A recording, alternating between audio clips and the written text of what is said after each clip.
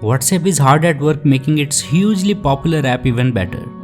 Over the past few weeks, we have seen the launch of disappearing messages, which, as the name suggests, makes text messages self-destruct after a week, coupled with the introduction of a new storage settings designed to allow users to quickly find and remove content filling up their precious memory. And now, it seems WhatsApp is working on two more updates, one aimed at Android users and another designed for those with an iPhone. The first change that's coming to Android looks set to allow users of this Google-powered operating system to access more exciting wallpapers than what's currently available. As spotted by the team, it appears that there will be a total of 32 bright wallpapers and another 29 designed for dark mode. It seems you will even be able to set unique background patterns for different chats and adjust exactly how they look to suit your tastes. This upgrade is currently in the beta phase of testing, but a launch could come soon. Next step. There is a big chance of iPhone users with web beta info also spotting a new feature called Read Later.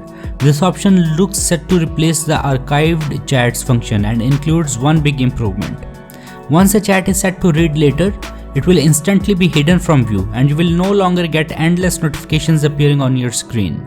However, the minute you open the chat, all of the messages that have been sent in the time you last checked it will be visible.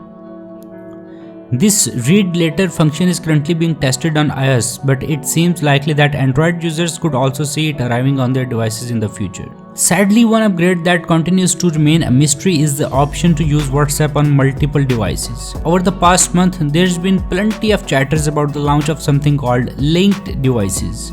This update will allow WhatsApp's 2 billion users to add more than one device to their account, meaning they can chat from a PC, smartphone, and tablet without any fuss. Currently, the only way to do this is via WhatsApp Web. But this service requires the primary smartphone that is used for the account to be powered up and connected to the web. The new update would end all that with up to 4 devices all having unique access to chats simultaneously.